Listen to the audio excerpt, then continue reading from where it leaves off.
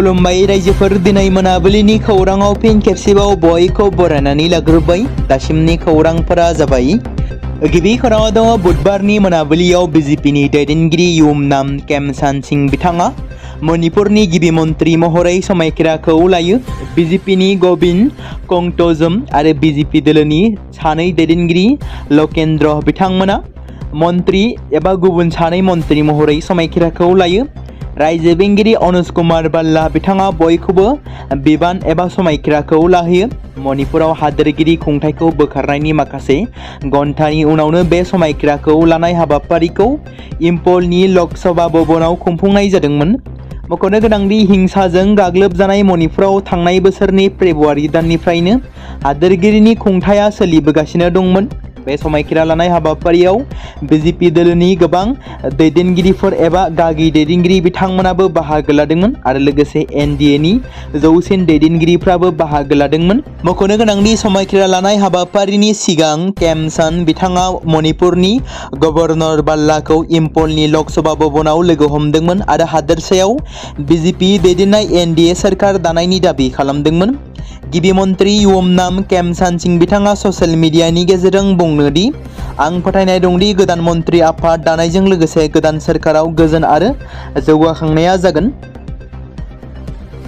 नेपाल सिमा जानानै आयेन बेरेखायै भारत हादोराव हाबफैखुमानाय आरो दिल्लीयाव नंखाय आधार कार्ड मोननो हानाय उजबेकिस्ताननि सासे आइजोखौ हमनायनि जाहोनाव रैखाथि एजेन्सिफोरा दावराव दावसि जादों। 22 जानुवारि खालि हिमाचल प्रदेशनि चिरमौर जिल्लानि पाउन्टा साहिब राजा लामायाव शक्तिनगरनिफ्राय बारग'नानै कान्ची मर खाथिनि लामा सेराव लाखिनानै दोननाय गंसे गारिनिफ्राय आइजोखौ पुलिसआ खादोंमोन। रिपर्टनि बादिब्ला पुलिसनि हानजाया जाथायथिलियाव सहैदोंमोन आरो गंसे इउपि रेजिस्ट्रेशन नम्बर गोनां गंसे गारिखौ लामा सेरनि गंसे हाखराव थाबथानानै थानायखौ नुनो मोन्दोंमोन। ग्रेटार नयडानि थागिबि सेब कासिलबास मुंनि सासे सेंग्रा आरो आइजोआ गारिनि सिङाव दंमोन। सोंनाय फिननायनि उनाव आइजोआ गावखौ उजबेकिस्ताननि नोगोरारि होनना सिनायथि होयो, नाथाय भारतआव गावनि आयेन बादियै थानायखौ फोरमान खालामनो हानाय जेबो फोरमान बिलाइ दिहुननो हायाखिसै। बेनि उनाव पुलिसआ फरेनियार्स एक्टनि सिङाव केस रेजिस्टार खालामो आरो आइजोखौ खायो। गोबां समफोरावनो आयेन बेरेखायै गाज्रि खामानि मावनायाव लोब्बा गोनां खायसे दुथां लाइमोनफोरखौ पुलिस बिफाना हमबोबाय थादों। थांनाय माखासे दान सिगाङाव बिटिसिजों लोगोसे आसामनि गुबुन गुबुन इउनिसेक्स सेलुनाव गाज्रि फालांगिरि खालामनायजों लोब्बा गोनां खायसे दुथां लाइमोनफोरखौ हमनाय बायदिनो फिन आरोबाव गुवाहाटीनि पान बाजाराव थांनाय माखासे सान सिगाङाव गंसे सेलुनाव 10 लाइमोनफोरखौ हमनाय जाथाया सोराङाव फैदोंमोन। बेबायदिनो गोबां खेब हमबोबाय थानायखौ नुनो मोन्दों। मिथिनो मोननाय बायदिब्ला जाथाया सोराङाव फैनायनि उनाव गोबां समनिफ्रायनो इउनिसेक्स सेलुननि मुङाव आयेन बेरेखायै हाबा मावनाया सोलिबोगासिनो दंमोन होनना पुलिस फारसेनिफ्राय मिथिहोदों। पुलिस बिफाननि गोख्रों संदाननायनि गेजेरजों हमनो हायो होननानै मिथिहोदों। अभिजित नाथ आरो नीलोत्पल दासखौ खास्रि बिस्रि बुथारनाय जाथाया आरोबाव सावरायजादों, जाय केसनि जोबथा हियरिंआ दिनै एबा 6 आरो 7 फेब्रुवारि खालारसिम नगाव सिजन कर्टआव जागोन। मख'नो गोनांदि हियारिंनि उनाव बिजिरसालिया बे केसनि सायाव गावनि बिजिरनायखौ होगोन होननानै सम्भाबना दं। 2018 मायथाइनि 8 जुन खालि कार्बि आंलंआव जानाय मुगैथाव जाथायाव सानैबो लाइमोना गोबां सुबुंफोरनि इनाय अयथासार खालामनायाव थैनो गोनां जादोंमोन, जेराव साखन्द्रानि मुं होनानै बिथांमोनखौ बुथारदोंमोन। गोलाव समनि हियारिंनि उनाव केसआ दा जोबथा थाखोसिम सौहैदों। बिजिरसालिनि बिजिरनायखौ नेनानै थानाय नखरफोर आरो सरासनस्रा सुबुंफोरनि नोजोरा दा बिजिरसालिनि रायनि सायाव नोजोर होदों। सोलिफुबाय थानाय मिरु बाजेट जथुम्मायाव संसदनि मोन्नैबो सदनाव दिनै हादोरगिरिनि बिबुंथिनि सायाव साबायखर बावनायनि भटखौ लानानै सावरायबाय थानाय जादों। लकसभायाव बे थांखिखौ सर्बानन्द सन'वालआ दैखांदोंमोन आरो तेजस्वी सूर्य बिथांमोना हेफाजाब खालामदोंमोन। बे सावरायनायनि थाखाय हाउसआ 18 घन्टा थि खालामदोंमोन, नाथाय बुधबारखालि हादोरगिरिनि बिबुंथिनि सायाव गाहाय मन्त्रि नरेन्द्र मोदीआ साबायखर बावनायनि फिननाय होनायनि सम्भाबना दंमोन, नाथाय बेरेखा हान्जानि सोद्रोमाफोरनि खनले हेंथा आरो स्ल'गान होनायनि उनाव बुंथिगिरिया लकसभाखौ दोनथ'नो गोनां जादोंमोन। सावरायनाया सोलिबाय थानाय समावनो गाहाय मन्त्रिया दिनै रायजो सभायाव साबायखर बावनायनि फिननायखौ नोजोर होनो हागौ। रायजो सभायाव बिजेपिनि संसदनि थामहिनबा बिजेपिनि संसद सदानन्द मास्टारा साबायखर बावहरदों। बे थांखिखौ 28 जानुवारि खालि बाजेट जथुम्मानि जागायजेननायाव मोन्नैबो सदननि जथाय जथुम्मायाव हादोरगिरि द्रौपदी मुर्मुआ होनाय बिबुंथिनि फिननायाव दैखांनाय जादोंमोन। दिनै हाबाफारि बादियै गाहाय सदनाव 2026 आरो 27 मायथाइनि मिरु बाजेटनि सायाव सावरायनाय जागोन होनना मिथिनो मोन्दों। ब्रिटेन हादोरनि सिभिल एभिएशन अथरिटिया एयार इन्डियाखौ 1 फेब्रुवारि खालि बेंगालुरुसिम थांनाय बिरखंनि सिगां लन्दननि हिथ्र' बिरखं गाथोनाव फिउल कन्ट्रल सुइचनि जेंनाजों मोगा-मोगि जानांनाय बइं 787 बिरखंनि जाथायनि सोमोन्दै फोरमायथि होनो खावलायदों। मख'जाथाव दि एयार इन्डियानि सासे पाइलटआ 2 फेब्रुवारि खालि एयार इन्डिया 132 बिरखंखौ सालायनायनि उनाव बइं 787 बिरखंनि फुएल कन्ट्रल सुइचआ गोरोन्थि जानायनि खौरां होदोंमोन। 2 फेब्रुवारि खालाराव बेंगालुरुआव ओंखारनायनि उनाव एयारलाइनआ बिरखंखौ नायबिजिरनायनि थाखाय ग्राउन्ड खालामदोंमोन।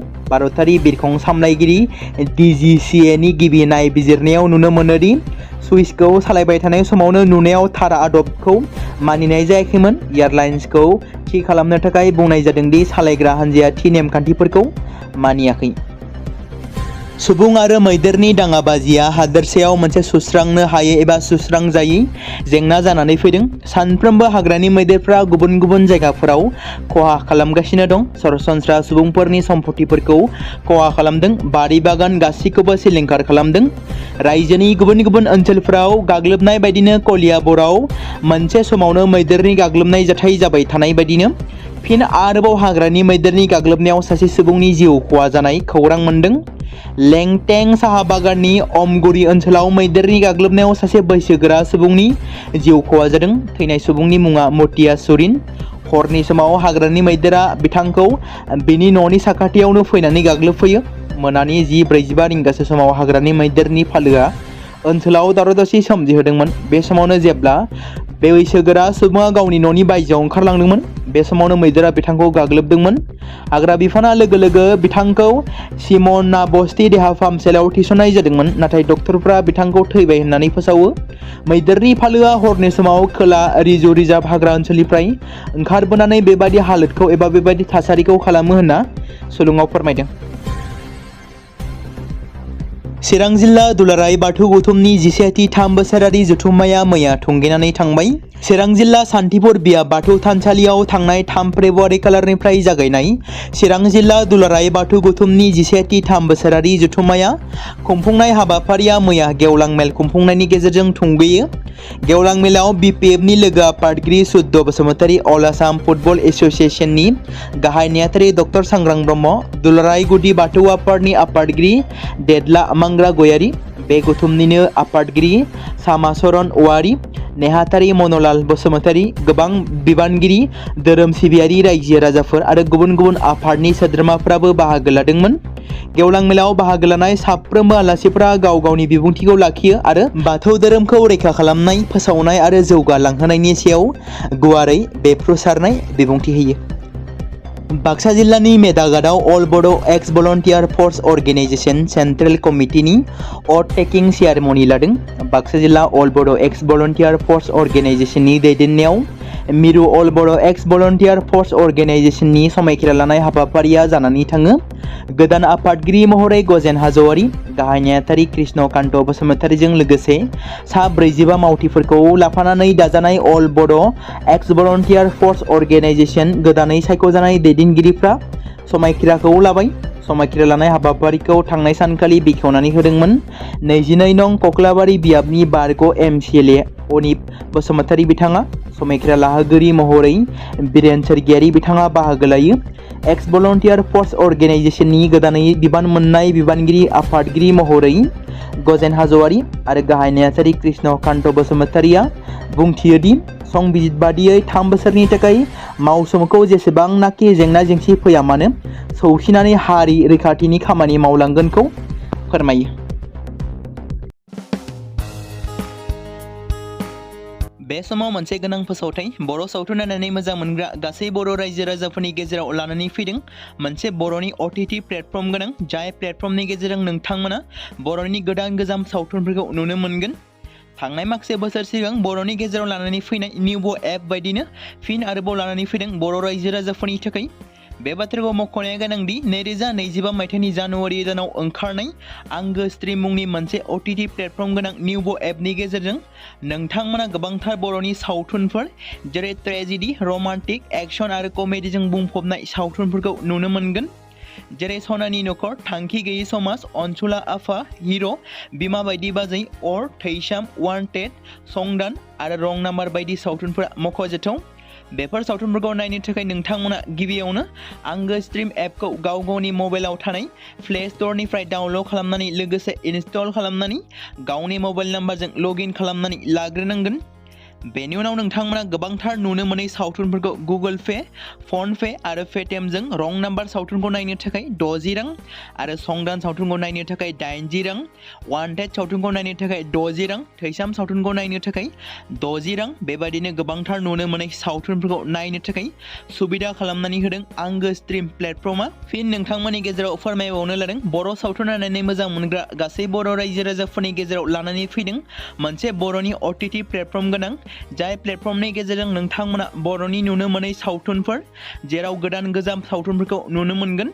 बे बाथ्राखौ मख'नाया गोनांदि 2025 मायथाइनि जानुवारि दानाव दिहुनजानाय आंगो स्ट्रिम मुंनि मोनसे OTT प्लेटफर्म गोनां एपनि गेजेरजों नोंथांमोना गोबांथार बर'नि ट्रेजेडि, रमान्टिक, एक्शन आरो कमेडिजों बुंफबनाय सावथुनफोरखौ नुनो मोनगोन।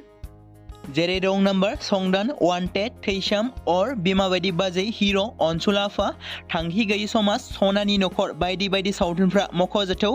बेफोर सावथुनफोरखौ नायनो थाखाय नोंथांमोना गिबियावनो आंगो स्ट्रिम एपखौ गावनि मबाइलाव थाखानाय प्ले स्ट'रनिफ्राय इनस्टल खालामनानै गावनि मबाइल नाम्बारजों लगइन खालामखांनायनि उनाव नोंथांमोना गोबांथार नुनो मोनै सावथुनफोरखौ गुगोल पे, फन पे आरो पेटिएमजों रं नाम्बार सावथुनखौ नायनो थाखाय 60 रां, संदान सावथुनखौ नायनो थाखाय 80 रां, वान्टेड सावथुनखौ नायनो थाखाय 60 रां, थैसाम सावथुनखौ नायनो थाखाय 60 रां बेफोरबायदिनो अर सावथुनखौ नायनो थाखाय 60 रां पे खालामनांगोन। बेबायदिनो गोबांथार नुनो मोनै बर' सावथुनफोरखौ नायनो थाखाय सुबिदा खालामनानै होदों आंगो स्ट्रिम प्लेटफर्मा।